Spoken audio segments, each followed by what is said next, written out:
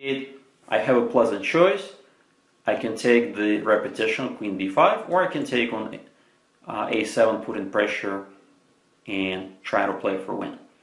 So basically, these kind of lines were going through my head, and I completely missed his next move. So here he obviously is out of his prep, he thinks, and he comes up with the best possible move in the position.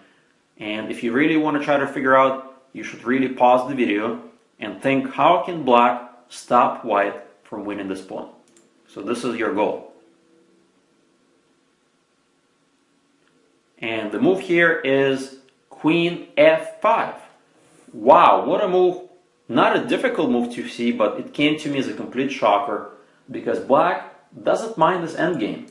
He's got a pair of double pawns, but there's nothing white can do. Little by little, black will improve his position. He can now offer the bishop trade. He is up a pawn, and white has a long suffering ahead of him. I definitely didn't want to play this against Giri, who is known to be a very good technical player, who likes to convert small advantages. So let's go back to the game. So instead, I said, all right, if you want to trade queens, you do it on my terms. If queen takes b5, a takes b, now I've got extra option. First of all, this guy keeps these two pawns at bay, and second option is rook b1, rook a4. Hopefully will net me this pawn on c4. So this is something I had in mind, but yet again, Giri proved to be a strong player. He doesn't trade, he plays very cunning move c6 exclam, setting up a trap as well.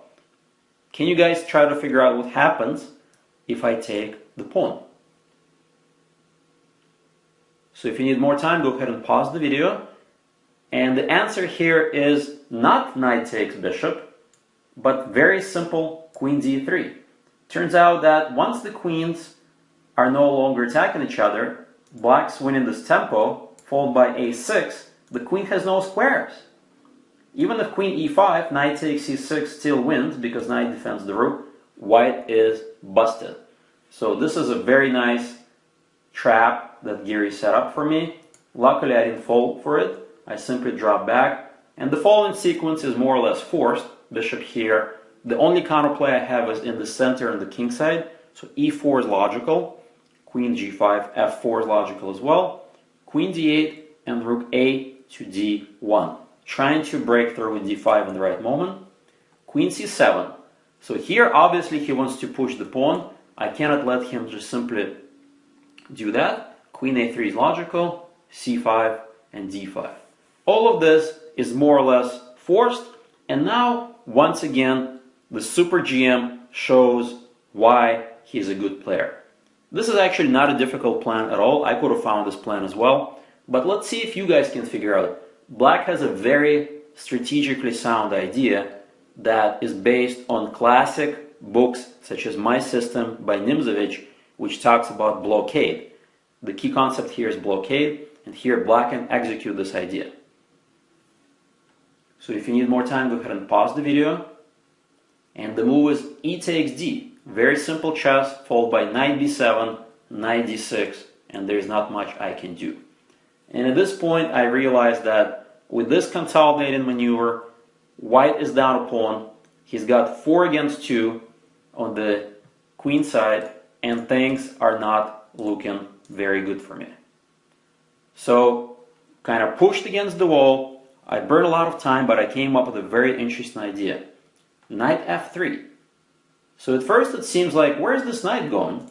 But in reality, I'm going to e5 and c6. And this is what happened in the game.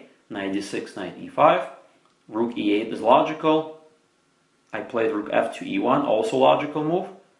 Rook e7, knight c6 takes, rook e8, and my opponent offers me another swap of rooks. I say thanks but no thanks, rook e5, and now obviously this would not be good for black. My pawns become mobile, the knight has to move, d6 is coming next, things are definitely looking up for white. So let's get back to the game. And once again, this looks to me that I have almost full compensation. Giri shows why he's the stronger player. Honestly, I did feel that black is better here, but I didn't realize how simple